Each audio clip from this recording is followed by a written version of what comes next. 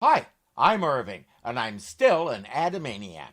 For new adventures of Batman. A long time ago, I said this. From now until Batman the Animated Series, anytime you see a cartoon with Batman in it, he did the voice. I lost count of how many folks corrected me on that, and rarely have I been so happy to be mistaken.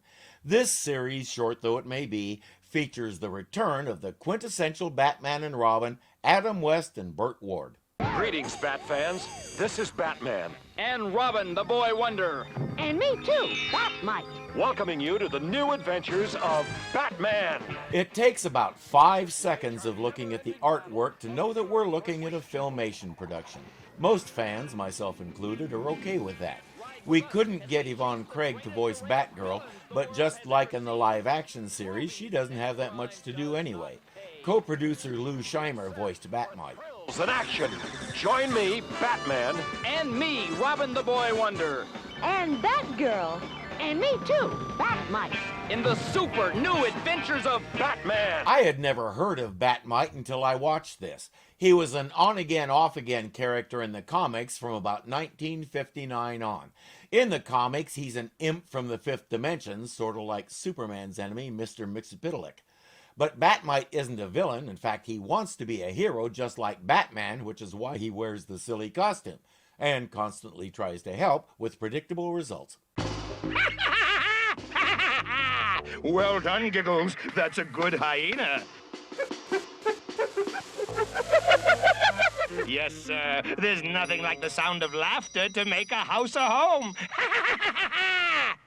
Joker has the same face he had in the previous Filmation series, but a new voice. This voice has a somewhat different quality, but I like the laugh better. It reminds me a lot of Cesar Romero. Oh, and that headline? Gas wars used to be a thing. You had the Stinko station on this corner and the Smello station on that corner, and every so often one of them would declare a gas war and lower their price. In 1977, that would mean Stinko lowered their price from 78 cents a gallon to 76, hoping to draw business away from Smello.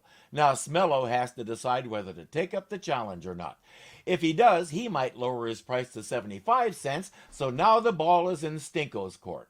Who wins in a gas war? We do. That's probably why they aren't a thing anymore. But something in the paper gave him an idea for a new caper. Giggles, my boy, we're going to be rich, rich beyond our wildest dreams. I thought he already was. That's how he can afford all the stuff he builds. And didn't he say in Arkham Origins that he's the guy with the best superpower of all? He's the one with the money. But for the canonical Joker, it's less about the money and more about the chaos he can cause while he accumulates the money. At stately Wayne Manor, Bruce Wayne and Dick Grayson are keeping up their strength and skills. Hey, thumb strength matters too. Pong had been around since 1972, and it figures that millionaire Bruce Wayne would play it on a prototype jumbo. Nice shot. I was lucky to win that one. You're getting tough, Dick. Make your own joke. I'm afraid to. Are you really gonna hold me to our bet? I sure am. You're cooking all the meals for a whole week, my boy. Which reminds me, I'm starving. What's for dinner? What else? My specialty. Not peanut butter and sardine pie. I repeat, are you sure you want to hold me to that? Bruce is saved by the bell, or rather the bat signal. Down the bat poles and to the Batmobile. Hold it, Robin. What's wrong, Batman? Someone's been snooping around here. You don't think it's... Hello, hello, hello, dynamic duo. All right. Where are you, Bat Mite? Ta-da! Well, we know one thing about him already. He doesn't clean up after himself. They've told him multiple times to stay in his own world, but he says it's boring. And besides, they need his help to fight bad guys. Three's a crowd, Bat Mite. But all I want to do is help. Let's face it, Bat Mite. You're a nice guy, but you're also a royal pain. All right, I'm going. I know when I'm not wanted. Think we were a little hard on him, Batman. Don't worry. He'll be back soon enough. And back, and back, and back. But it's their own fault. They keep telling him to go away. They don't say for how long. Commissioner Gordon received a videotape that he wants the dynamic duo to watch. They're both hoping it's something about Barbara in a bikini, even though Robin's not sure why.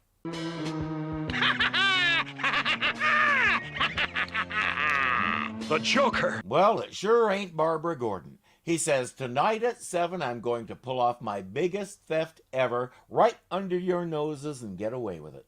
And since you'll need all the help you can get, remember this clue.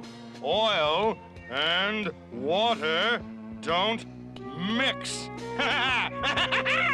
That's why it makes such a lousy salad dressing. I got it. He's going to blow up a mayonnaise factory. You know what? I'm okay with that. Let's go, Robin. We have less than an hour to figure out what the Joker's up to. Hey, wait for me! It's too bad nobody figured out how to do that in the live-action series. Unfortunately, it's padding time.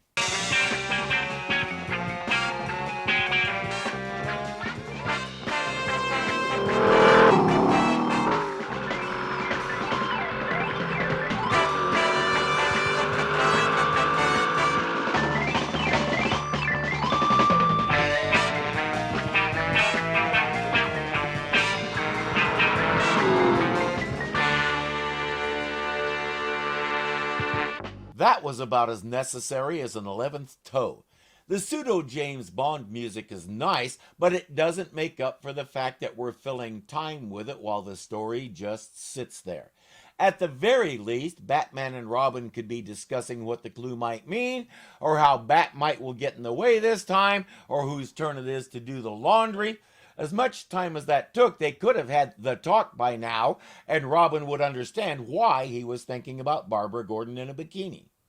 There's not much here, Batman. I'm afraid our investigation's running out of gas already. Gas! Robin, that's it! Look at this. Scientists to unveil amazing new car tonight.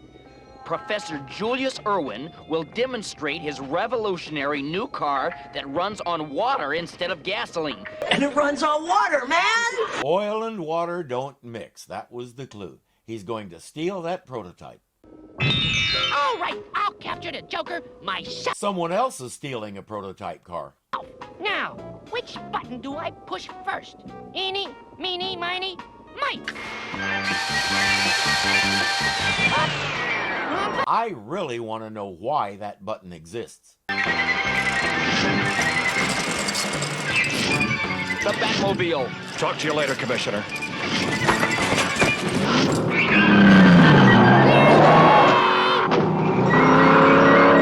Bungling baloney Bat Mites, come back here. This'll stop him, Robin. All I wanted to do was help. Here's an idea, kid. Step 1 in helping is know what you're doing. If that's too subtle, it means if you don't know how to work the car, keep your hands, or whatever, in your pockets, or whatever. Thank you, ladies and gentlemen, and honored guests. Today marks a major milestone in automotive history. Here sits a car that will run perfectly on nothing more than plain water. And it runs on water, man!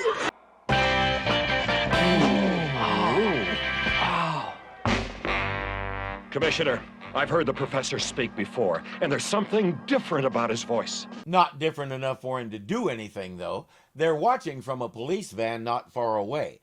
The professor says, "Now I'll fill the tank with water and drive the car around for a bit to demonstrate." Batman suddenly figures out it's the Joker in disguise, so let's catch him when he's not looking. Batman and Robin!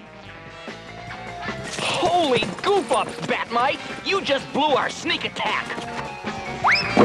Or maybe we'll catch him later. I'll have to get my invention back. It's not perfected yet, and under certain conditions, it can explode with the force of a nuclear bomb. Unfortunately, the Joker gave him a knock on the head, and now he can't remember what those conditions are. Suddenly, the Joker appears on the TV screen.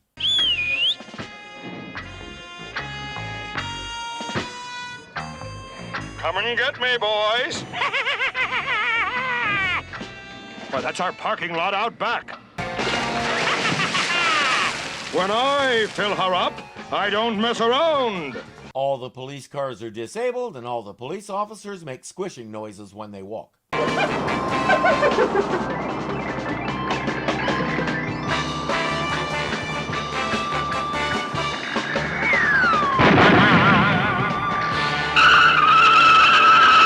Imagine how different the story of the American West might have been if farmers had been able to do that. Give us the car, Joker. Only for a price, caped creeps. Fine, millionaire Bruce Wayne will write you a check in the morning. Then here's our down payment.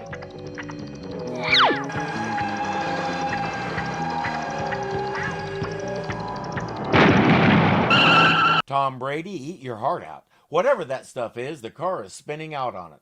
Time to swing down there and take him into custody. Hey, wait, Batman, I'll help! As I said, time to find out what idiot left a huge bucket of sand on the roof with a rope dangling from it. It has something to do with salt. Now I remember. Salt. Salt? Keep talking, Professor. If salt contaminates my car's power unit, it will reverse polarity. And the car will begin converting all the water near it into energy until it explodes. Don't look at me, he's the scientist. Batman has somehow deduced that the Joker is taking the car to the waterfront, which is the worst possible place because the salt air will start the contamination process. He sends Robin in the Batboat to keep the Joker from leaving by sea, while he'll take the Batmobile and surround him by land. Guess who?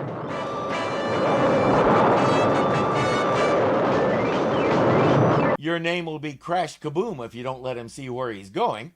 Robin says, you obviously can't take a hint. We don't want you around. Go away. Come on, don't take it so hard. Okay.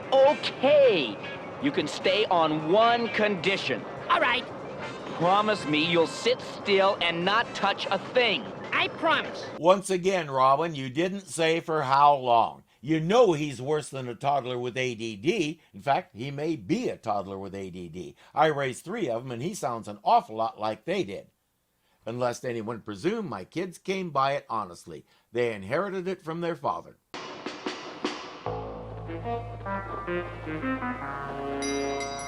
Oh, what'll it hurt just to sneak one eensy-teensy little peek?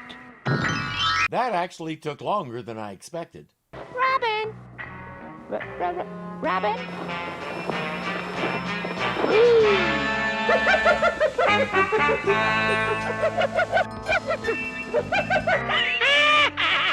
Here I have to raise a question. Earlier, he was falling off a roof and Batman saved him with a batarang. Now Giggles has him by the collar. In both cases, why can't he just poof away? Later on, the Joker will throw him in a ship's hold and we'll learn that steel is the one substance he can't poof through. But those teeth aren't made of steel, so I don't get why he can't escape from this easily. Thing is, now the Joker knows Batman and Robin are near, so he's planning a little surprise for them.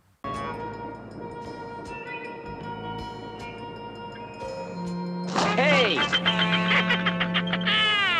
Welcome aboard, Boy Blunder. Robin tries to explain about the car as if the Joker will believe such a story. Since Batman isn't here, the Joker takes Robin's wristwatch communicator. Robin to Batman. Come in, Batman. Batman has no reason to suspect anything, so he's on his way to help capture the Joker. I have to warn Batman that he's walking into a trap. But how? I don't know, but you better do it fast before this car explodes. Huh? Holy nuclear time bomb! Holy mispronunciation, Batman! I just said nuclear when I actually meant nuclear. Robin's bat ring signal.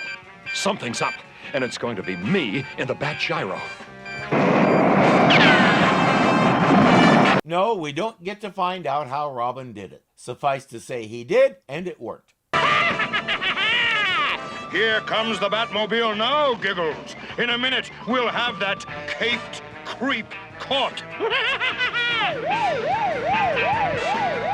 Wait a minute. Where's Batman? Right behind you, Joker. With Joker hoisted up in one of his own nets, it's time to free the hostages and take care of the exploding car. Professor, how do you shut this car down? Professor!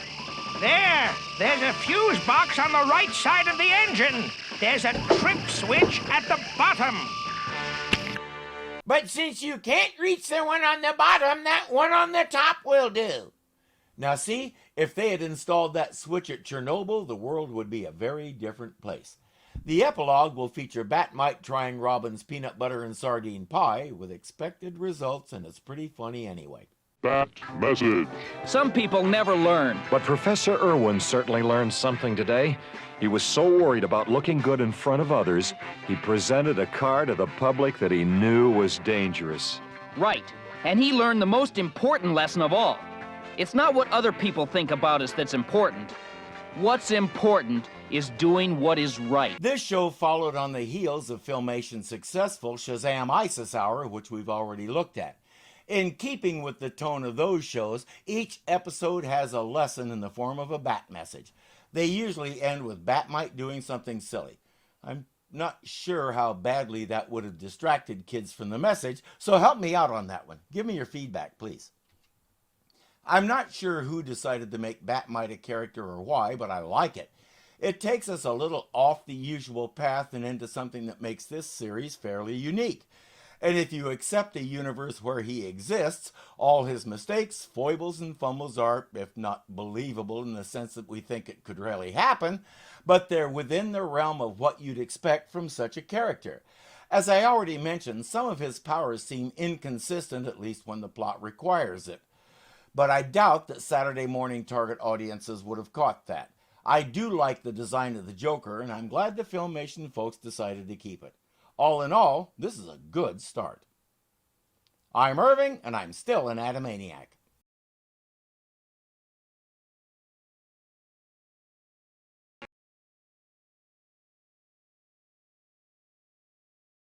In keeping with the tone of those shows, each episode has a